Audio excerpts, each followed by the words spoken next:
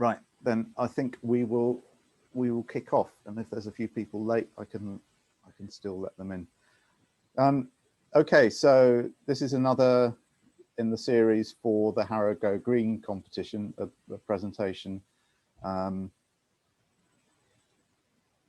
as part of the series that we're running with Harrow Council.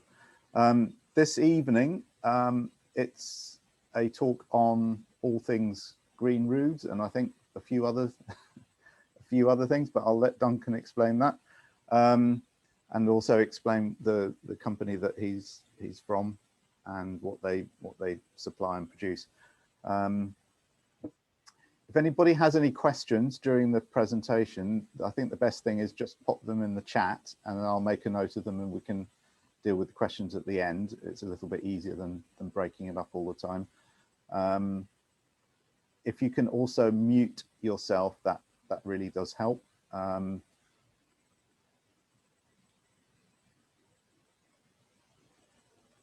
Okay, just let a few more in.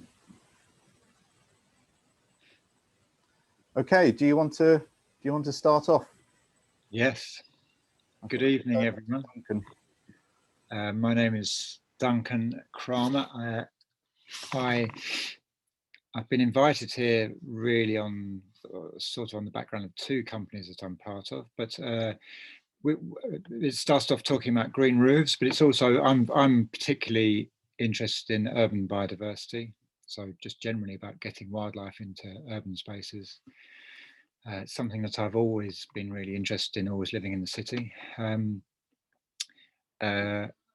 I thought it might be interesting to, because what I'm talking about sort of it varies in scale considerably, and some people will be very interested in the domestic scale.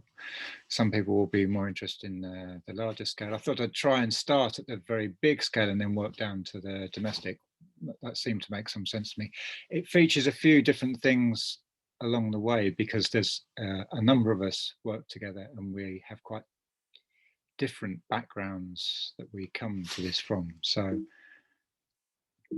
let's see if I can start the slideshow. So starting at the spectacular end of greening urban places, this is in Milan. This is Bosco Verticale, which is a luxury apartment block built a few years ago, but I still think a very interesting sort of almost provocative example showing the possibilities of greening urban spaces. It's very beautiful as well. It was an extremely expensive project. I think it's mainly, well, it's wealthy people and footballers that live there, but they are mature trees growing on all the balconies, so people do literally live amongst the trees in their apartments. The scale, though, of integrating nature into buildings that's probably more common to us is, well, this is still big scale. This is the Olympic Park. After this is the bit that's called the East Village, that was which was the sports, the athletes sort of flats, and then afterwards sold as housing. And obviously this was again quite large scale infrastructure, but this was putting a lot of wildlife potential into the immediate green space around. A lot was done with water there because there was quite a lot, and that's one of the big things that we obviously need to deal with a lot is extreme rainfall events and flooding, which a lot of these things go hand in hand. So sustainable urban drainage, which gets talked about a lot, goes very much together with urban biodiversity because they work well together. Sorry,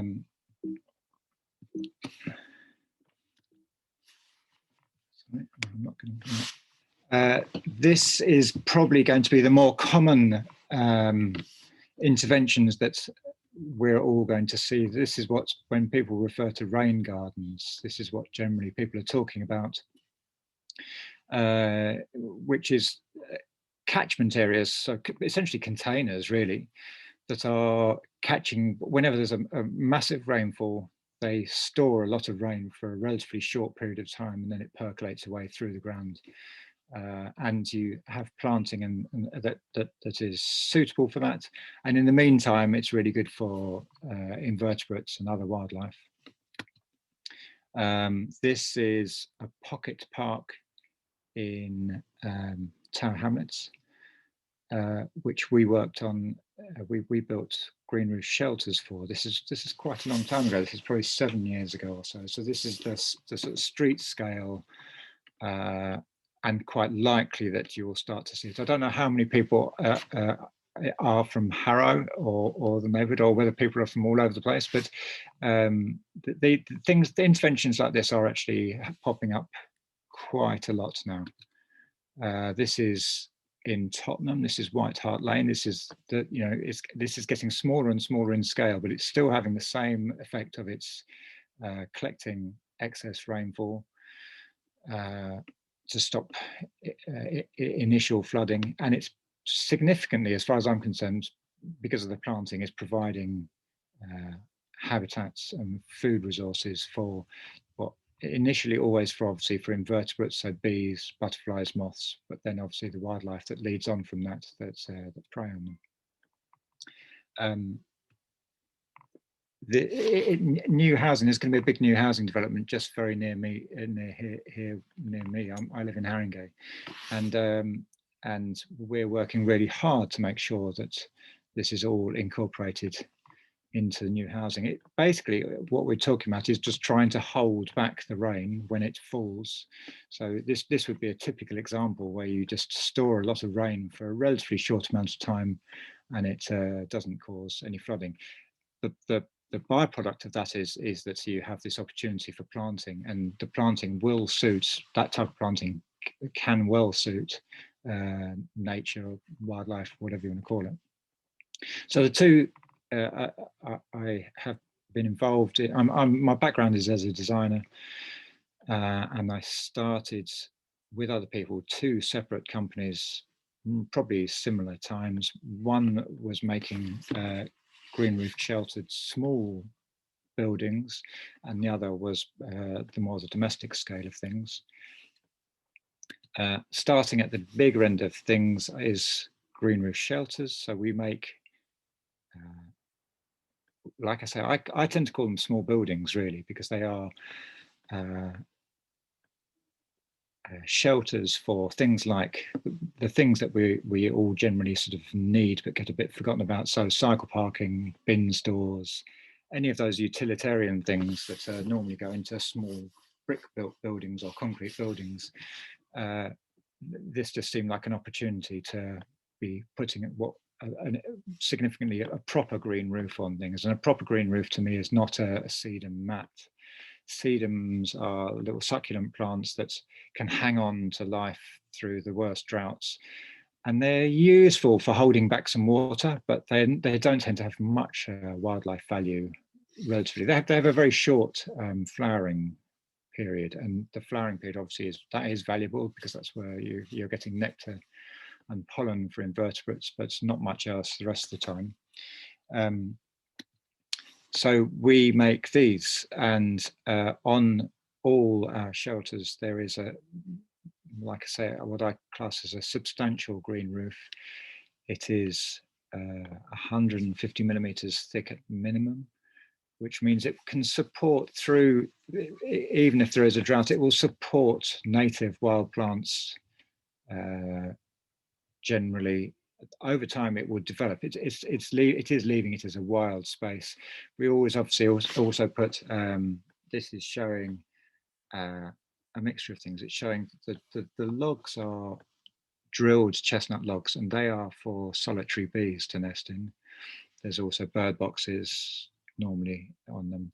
There's other nest building materials, things like that. And then at the bottom, actually, there's always rubble gabions, which are, again, invertebrate sort of refuge. We get a lot of spider species and things like that in those. So yes, bird boxes always on there. So there's sparrow boxes, because sparrows are social nesters. you can't, most of the photographs of our green roof shelters have very little growing on them because they're always taken just after they're installed, and they're planted with plug plants and seed. So it's normally the second year when they really get going. These are bin stores. This is on a housing estate in Wales. And what gets exciting about things like this is that the roofs are generally undisturbed. They don't have dogs running over them. They don't have people generally walking on them. And they're also, when the grounds maintenance people are spraying herbicide to keep paths clear and things like that, there isn't any drift of that herbicide onto these spaces. So they actually become little oases for wildlife. And when you have maybe 20 or 30 of these over quite a large estate, you have quite a patchwork, a mosaic of protected spaces that allow things to thrive. The reason these were commissioned was because the risk of fire with bins around doorways in blocks of flats. So that's quite often the case of trying to get the bins further away from the front doors. We also, we don't really do this anymore, but we used to do a lot of green roof classrooms, outdoor classrooms for schools, and also as community centres or credit unions, all sorts of things, which very lovely things, very popular things, but slightly tricky to manage the variety of what customers want in terms of how they're serviced and things like that. But this was always using recycled shipping containers, which always seemed like a good, they're obviously a shipping container is a strong, structurally very strong box. And we're putting many tons of substrate onto a roof to have a proper growing roof. So they seem like a very good thing. And we would sort of happily carry on with them if we probably could manage the variety that people really wanted. Something significant about all the things we do is they are all made off-site and delivered complete. So they just need putting into place, and then they are ready to go. We don't do site work, which has always been a significant thing. So basically it does mean that everything has to fit on a lorry. So it's got to fit on 2.4 meters by 6 or 7 meters long. So that's one of the things that determines the size of anything that we make. And so coming on to probably the most significant bit, which is the roof, the green roof. We always use a low nutrient substrate, and the reason for that is that native plants, we use predominantly native wildflowers because it is for wildlife and that's what they need. We do actually add some non-natives as well and bulbs to extend the nectar season from let's say February right through until October, November. But it's mimicking chalk downland, really. It's mimicking, if I don't know if you can think of or remember ever being on chalk downland, when you see that the chalk, and there's a very thin layer of earth on top of the chalk, and then there's meadow grasses and things like that. It's a very poor substrate. And that's why those plants survive. If it's any more fertile, you end up with all the grasses and things like nettles and things like that that need lots more nutrients. So you actually get it from a low nutrient roof substrate, you get a much broader variety of plant species.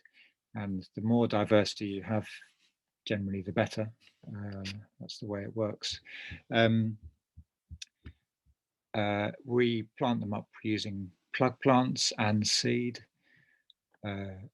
And we have a list, I don't know, probably 60 or so different plants that we use, and they're chosen to survive sort of fairly harsh conditions. That they're not meant to be gardened. They're meant to get through most droughts. They won't get through a really heavy drought in the first year. The first year things do need a little bit more care. But otherwise, what happens is you find that certain plants do very well for a period of time, and some die back, and others take over. And the weather generates, or the weather, the climate generates what really happens over time. But there'll always be things growing there. Hopefully, keeping the diversity is what you're really trying to achieve. That's what the roofs look like that's probably the second year, and they sort of go up and down and die back, and they sometimes look very dried out. Other times they're looking very lush. Sometimes there's got a great deal of things in flower. That's some of the typical plants that are on there. I can see in the foreground is thrift, that's a maritime that's a cliff plant. Again, really good for pollinators. We always put what's called interpretation onto the shelters, so information about what's growing up there and why. I mean, it's only a little selection of what's growing up there, but it gives people an idea as to why they've got a bin store with a load of things growing on it. That's more of the planting. You can probably see the substrate, the soil. You can probably see it. It's got a lot of waste material in it. It's got a lot of crushed brick, bark, some ceramic. It hasn't got much. Well, it's got no topsoil. Topsoil is sort of a bit like the devil in terms of green roofs. You really, really want to just have the lowest nutrient level possible. So it is largely waste material that gets used. And this is the reason for it all, is pollinators. So, and solitary bees are the most significant. I think I'm not an ecologist, but I'm not surrounded by ecologists, but I know quite a lot of ecologists. I wouldn't say I'm an expert in any of these particular things, but I seem to know sort of just about enough. Solitary bees are probably the most important pollinators for us in certainly the UK, but maybe it's international. They comprise many species, much more than honeybees. Moths, though, I think are probably also very significant as well, and probably butterflies. They obviously, I've got some slides here. I think that I sometimes occasionally talk about solitary bees to school groups. I'll come back to that in a minute. So this is solitary bee nesting material.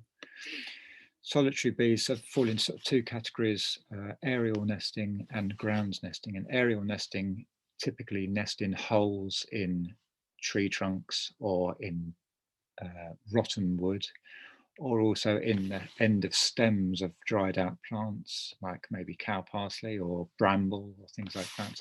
So these drilled holes are mimicking that, and that's what they nest in. They I won't go into the whole life cycle of them, but they build up a number of cells, which maybe 7 or 8 new bees for the next season in each hole.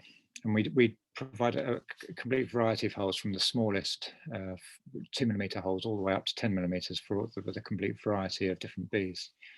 So yeah, this is a slide that I would have given to explain to children that they are the most significant pollinator animal we have, and that's why the focus on them. This is their typical nesting place. This is for aerial nesting bees. We laboriously drill holes in logs and get the pleasure of actually seeing them, using them, because where we actually build these, there are a lot of solitary bees that often try to start using them before we've even sent the shelters on their way. And I think the slide before said that there are 260 varieties. It is a huge number of varieties. These obviously do look like bees. These obviously look less like bees. I think that might be a resin bee or a yellow-faced bee. I'm not quite sure, but there's a lot of bees that are tiny, don't look very much like bees, look a little bit more like flies, and you would think that they were probably little flies until you see them behaving more like something like this. I've now lost the ability to move my slide further forward. Oh no, here we go. So the bees, this is area nesting bees. They use these holes. They provision each hole. They go into a hole and they put a pack of pollen and I think some nectar, and they lay an egg, and then they seal it off as a little cell, and they build those up towards the outside of the hole, and then they cap off the hole either with resin or with mud or with another, or sometimes with leaves. So leaf cutter bees use leaves. That's a, I think that's a resin bee. So these are very small. These this would probably be using a 2 or 3 millimeter hole, so very small things. Whereas the actual majority of solitary bees, I'll get off bees in a minute, but the majority of solitary bees are ground nesting bees. They burrow into the ground and lay their eggs in the ground, in cells in the ground. And so to try and accommodate them within the shelters, we put sand mounds on the roof, which do get used because that's exactly what they need. And this is just showing people that they are, the thing about solitary bees, they're completely different to hive bees or honey bees in terms of they're not aggressive, they're not harmful, they don't, I don't think hardly any of them actually can sting. They're just docile, very docile animals. This is what happens when they hatch out in the spring. They burrow their way out, and it's a very intriguing process, the fact that for the ones that were laid last are the first ones out.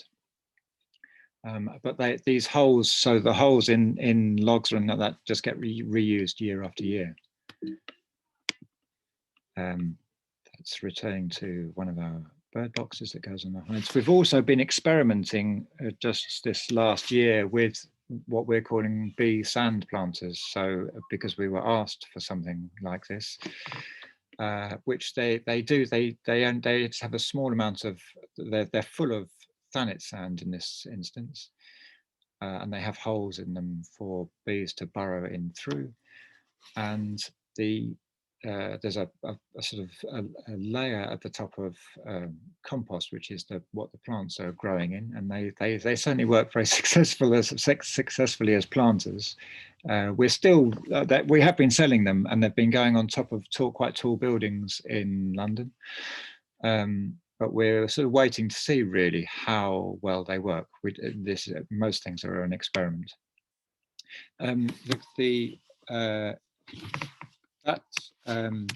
These green roof shelters are for IKEA in Greenwich when they built that big new store, and they were after what's called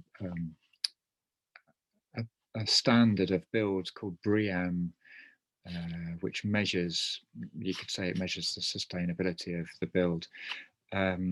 They were after an outstanding rating, so they really went to town. They've done an awful lot there, and these there's a whole series of these cycle shelters that we made for them there, and they last year the University of East London, the ecologists there got some money from somewhere, and they surveyed these for the whole of the year, so spring, summer and autumn, and they found 68 plant species and 51 species of invertebrates living on the shelters, which we were very happy about, because that feels like that's quite a successful diverse sort of community of both plants and the wildlife that lives on those plants. So that was quite a good result. Now, one of the people we work with is quite well known in the green roof world. His name is John Little. He built a house, his own house, his family's house, 20 something years ago and put a green roof on it. He literally took the ground where he built the house and put it on the roof. And I think has slightly wished he didn't do that ever since, because it was clay and not the best thing to have as a green roof.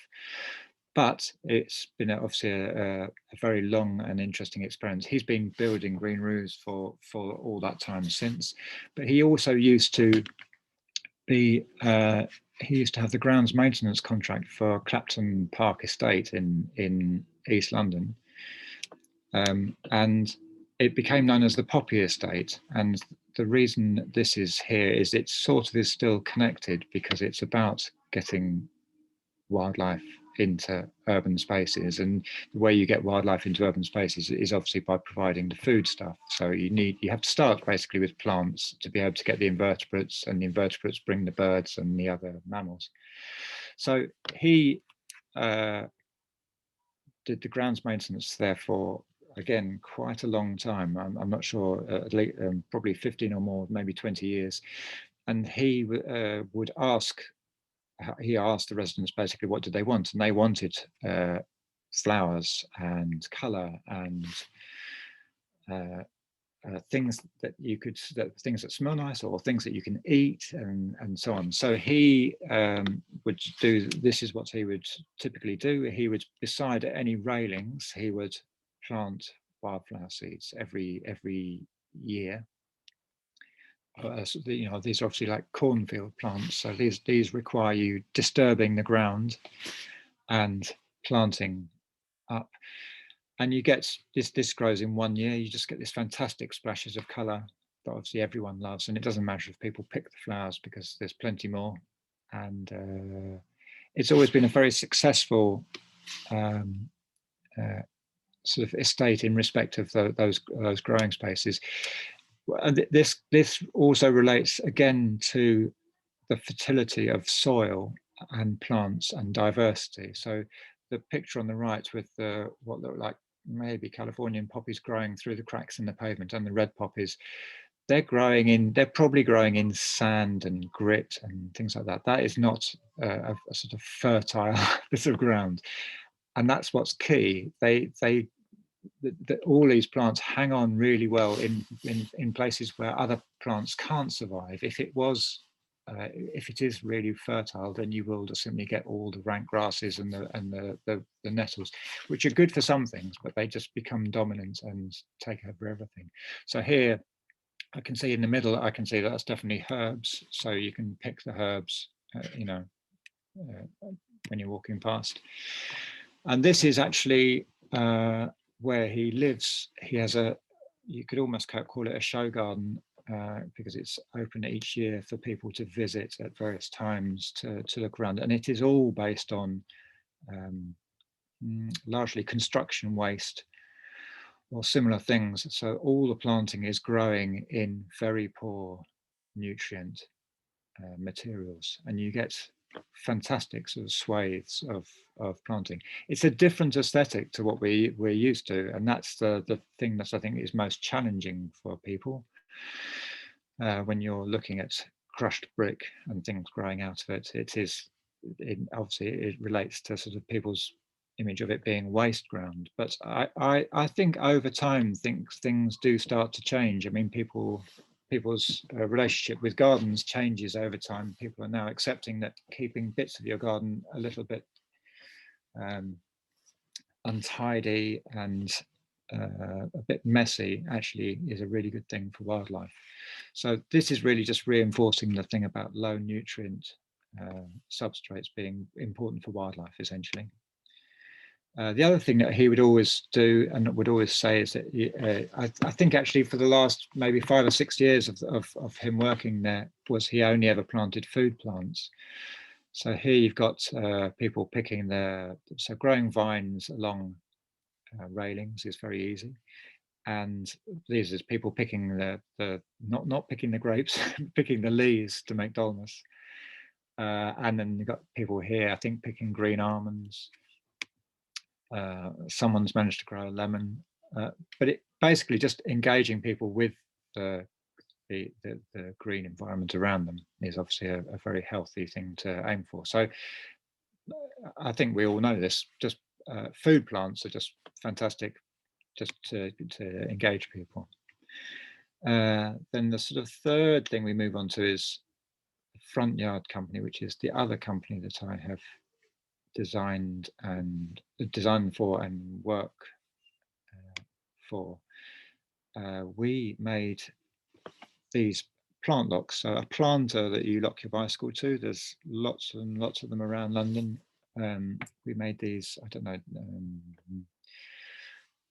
10 to 15 years ago we probably started, and we designed them initially for people at home in people's front yards and front gardens, somewhere to lock your bike up outside, rather than bring them into hallways or stairwells and so on. And they've sort of steadily been successful in their own way. And what I probably like the most about them is actually that I'm always surprised by what people grow in them. It's never, it makes me feel really conservative because people plant trees, absolutely all sorts of things. They're used, people use them in the streets. There's been lots of sort of what you could almost call independent thinking or independent action, where people have taken over spaces with them to create spaces for cycling. They're used by workplaces quite a lot. People grow food in them. It never sort of, and what's very nice for us is that you're just walking somewhere and suddenly you see something that you've never seen before planted up. Yeah, like I say, I would never have thought of growing hollyhocks in a plant lock, but someone did. Their most normal location was always intended to be by people's front doors, because that's where you want to really lock up your bike, is when you get off right by the front door. We also make what we call bin docks, which are again for your wheelie bins, which we all struggle with. It's basically make a structure that will support a proper growing roof. The growing roof, the roofs will support, I think it's 280 kilos. So that's, is that like 3 people's weight or something like that? So you need to have a decent structure to support a proper growing roof. Otherwise, you've just got to water it every day, or you'd have to do something. If you want something that grows well and that has some diversity to it, it's got to have a decent depth of substrate. These are used therefore then by some housing developers, because it's deals with the problem of where the bins are going to go.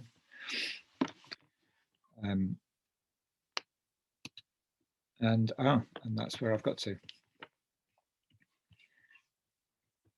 So I don't know, maybe I galloped through a bit fast, and maybe I missed some things I was going to say, but I'm sure there's more to talk about if anyone has questions. Does anybody have any questions? There's nothing in the chat at the moment. One thing I was going to ask was on particularly the larger things like the bike shelters.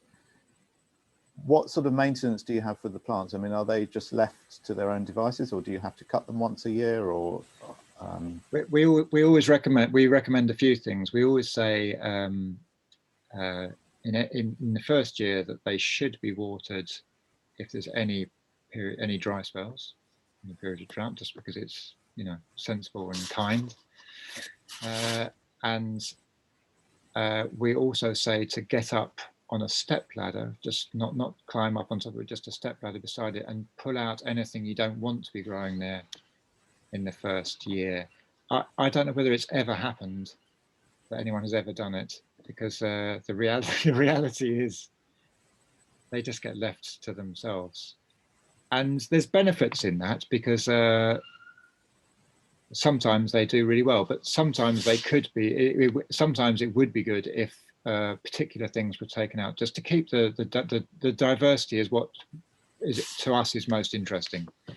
The bigger number of plant species, the more wildlife there will be. So that would be the ideal would be that they would have a little intervention, but the reality is they don't most of the time. Okay, right, we've got loads of questions coming in now. Okay, there's a couple on the same sort of subject. What sort of locations do you need for these structures? Do they have to be in a sunny location? And would there be species that would suit a shady roof, or a roof in a shady position? Yeah, they get used in shade and in no shade at all, and in rain shadow of buildings. Rain shadow of buildings is probably actually more tricky than any other condition, because that means it barely gets any rain when it rains.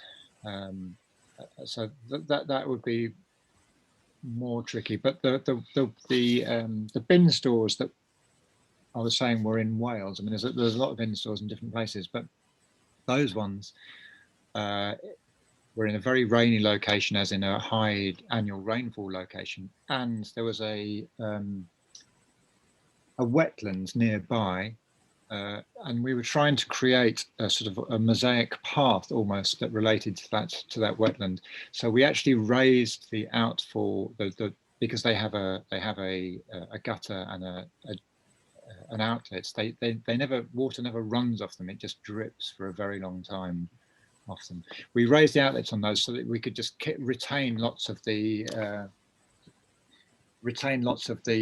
rainfall in them. So they actually then, and we planted them with bog loving plants. So you can basically tailor the planting to suit wherever.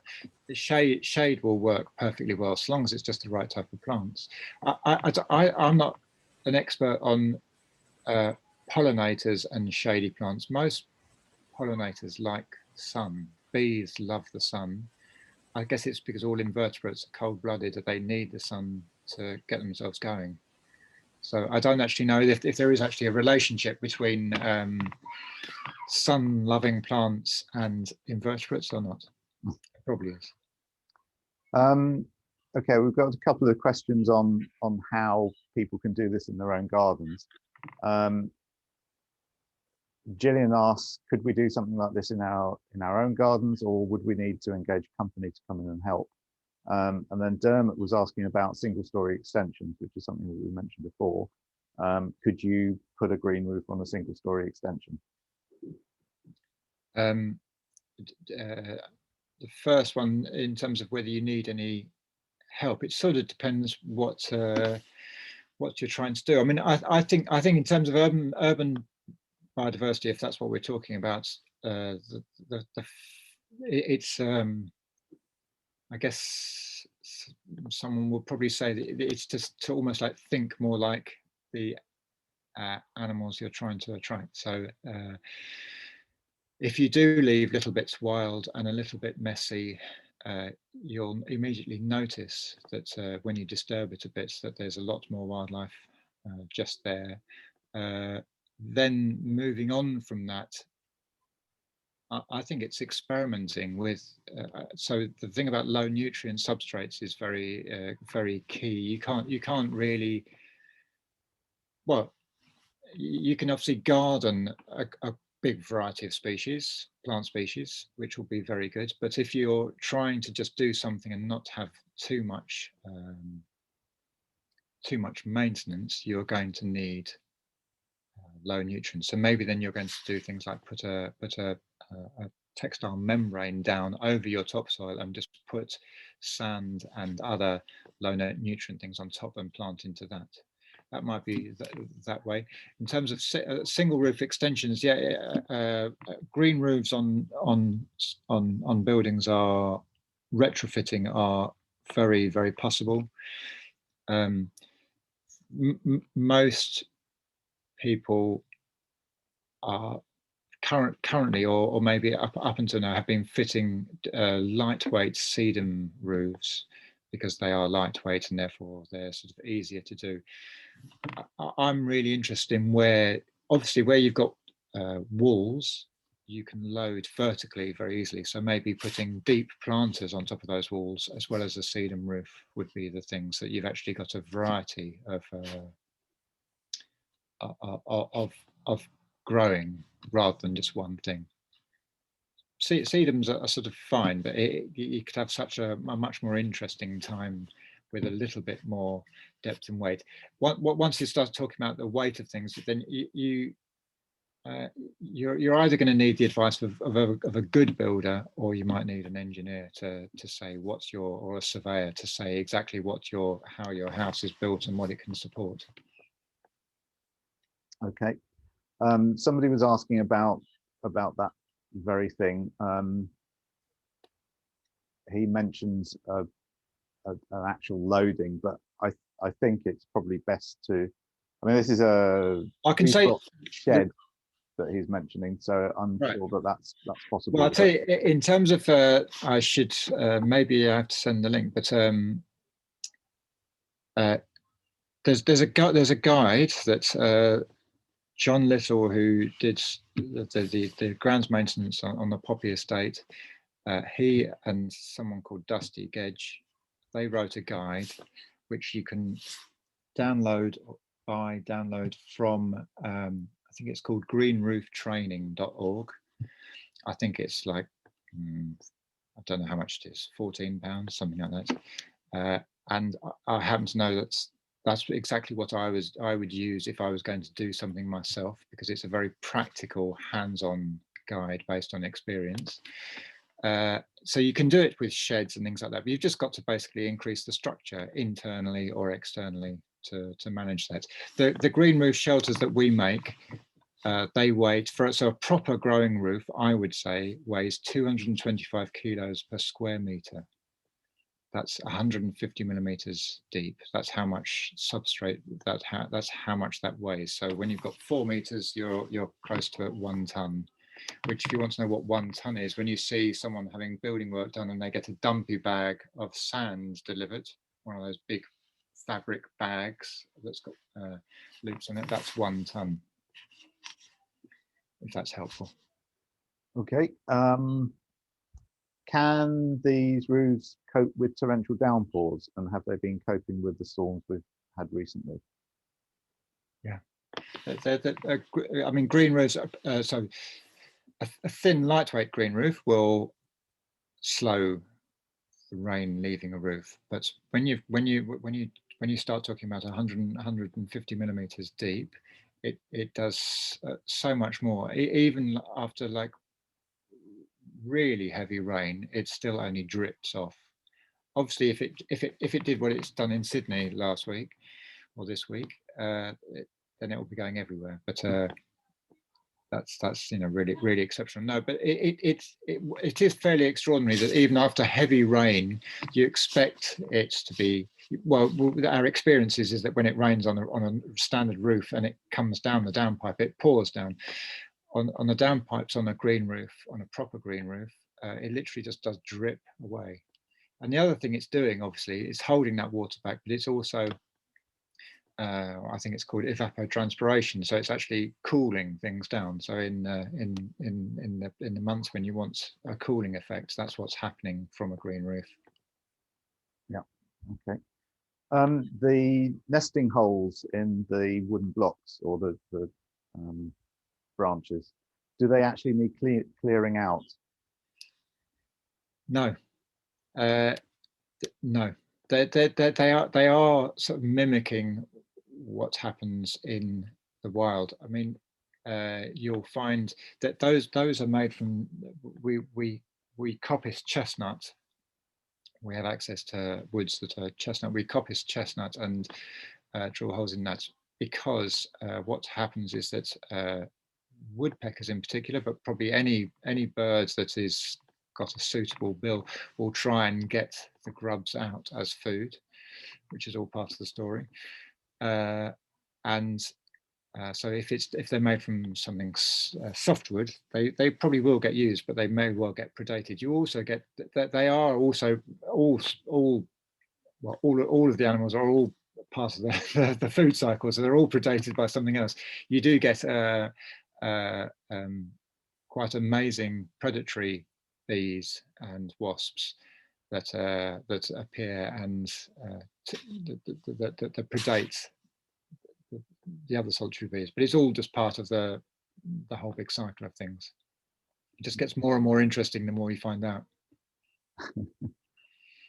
There's a couple of people asking about links to the various products that you've mentioned, and also prices. Perhaps the easiest thing is I can put something on our website or send an email around. Well, if you just Google the two companies in that slide there now, so the Front Yard Company or Green Roof Shelters, they come up both at the top of your search if you search for those, and that's probably the simplest way of doing things. But they are two very different sort of scales. As in, Green Roof Shelters is the, let's say, the municipal scale, and Front Yard Company is the domestic. They do sort of cross over a little bit sometimes, but that's generally the sort of division. Okay. David suggests that in terms of planting for a shady roof, it's probably best to plant for nocturnal pollinators. That's interesting. Yeah. It's a handy tip. Steve is asking, what would be the average price premium on having a single story extension with a blue or green roof compared to a felt finish? I have no idea. I can probably answer that quite soon because I've asked an architect to do it. But he was basically saying that there isn't much difference in cost, because in terms of foundations, etc., it's exactly the same. It is just the surface of the roof that has to change. So I don't think it's a massive, but I can probably answer Steve when I get that information through, because I've asked for it. If it's, I mean, if you're doing a blue roof, so a blue roof, for anyone who doesn't know, means its main objective is to hold back water. If you're doing a blue roof, I would be saying, I think you should be doing a green roof, because you'd be providing a lot of habitat and forage for wildlife, which is what we really need. I mean, it would be really interesting if you had a blue roof that was doing sphagnum moss, because then you'd be sequestering carbon as well. But I don't know. I mean, we're talking about decades and hundreds of years.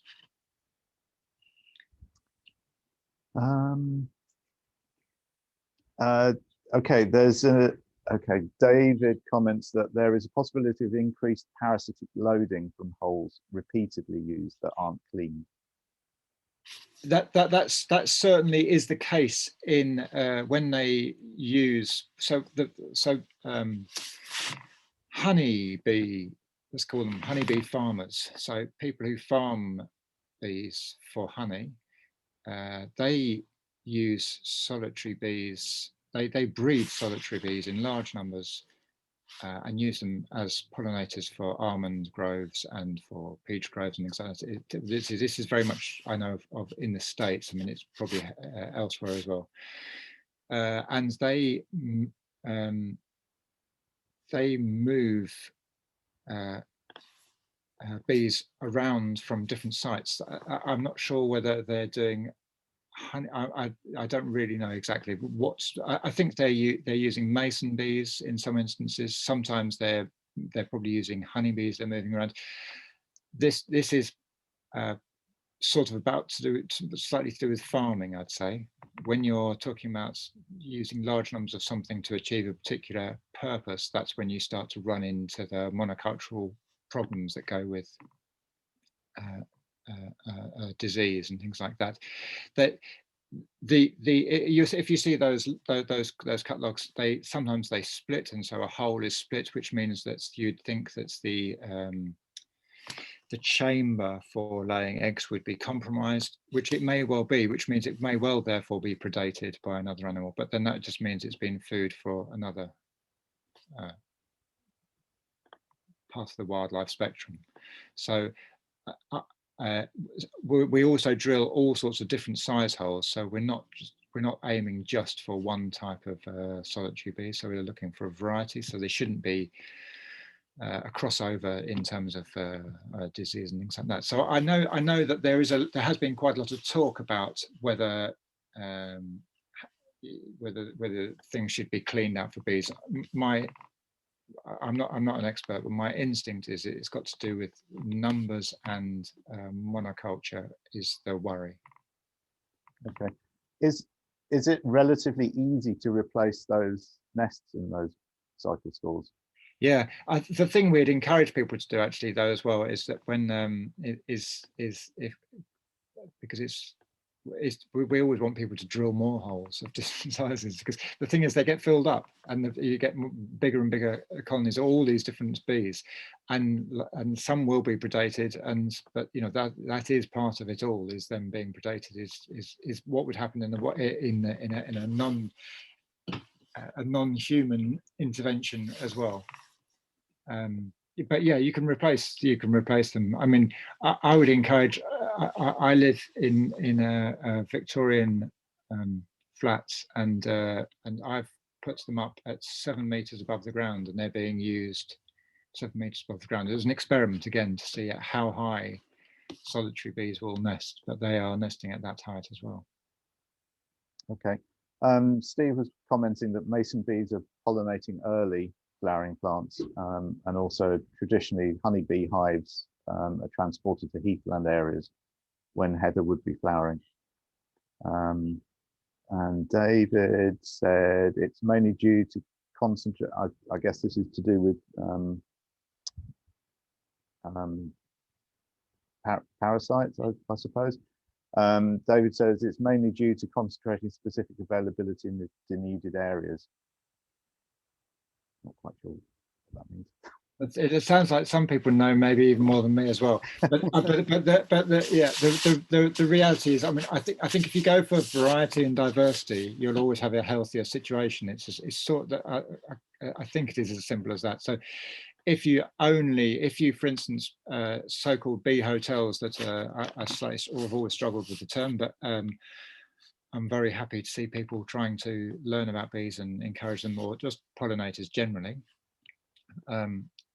because it sort of leads to all the other things around it. But if you are using things of all the same size, then obviously it's only going to be a particular spectrum of say, let's say, solitary bees that are going to use it. So just a bigger variety you make, and we drill holes for, you know, from 2 millimeters up to 10 millimeters, and they're very different creatures using them. Okay, I guess that you'd have to replace the sand for the nests on the roofs after a while. Yeah. Well, yes, very possibly, hopefully. As in, yeah. I mean, the thing that surprises me, well, it's just, maybe I shouldn't be surprised, is just that it's things are quite often not what you'd expect. A little bit like the way people use things is not the way I expect. I never expected to see people grow sunflowers in plant knocks, because obviously they grow to 2 meters tall, but people do, and they look absolutely fantastic. So I tend to think that a lot of those things develop over time as to how they get used. And we always put sheep's wool. We always put a gabion with sheep's wool in as well, especially anything that goes to a school, because you get to see birds taking the sheep's wool to put in their nests. Yeah. The cycle locks, they are they fixed to the floor, or they're just freestanding? The plant locks, yeah, they are freestanding. They weigh, when they're full of normally a drainage layer of gravel and then compost, they weigh 75 kilos up to 100 kilos. So they don't go very far. They can be fixed to the ground, but there is also a catch-22 that if you fix it to the ground, you have something to lever against, which I'm always arguing for them not to be fixed to the ground. Right. Okay, I think that's covered all the questions that we've had in the chat. Having another look through. Yeah. Okay, well, I'll put some details on the website so that if people have other questions, they can always get in touch with you. But yeah, thank you very much. Very interesting talk. I hope that we're going to see some of these appearing in Harrow. I was looking shortly to see where in Harrow there were, and I did actually see the name of a road. Anyway, there are a few bin docks dotted around Harrow, and there must be plant locks as well. It's very hard for me to keep track of where anything ever is. It would be very nice to get some green roof shelters in Harrow. There are in Wembley. There are quite a lot. For instance, actually, the new industrial estates in Wembley that are for people like Amazon and things like that, they've all been required to put in a lot of cycle parking and in quite a bit of green infrastructure. So on the back of that, green roof shelters have gone in there. Okay, well, hopefully the message gets through to planners over in our neck of the woods as well. Okay, thank you very much. Thanks very much for everybody who attended. The meeting's being recorded, so if you know anybody who's missed it, it will be on the YouTube channel in a couple of days' time. Okay, thank you very much. Good. Good night. You're welcome. See you.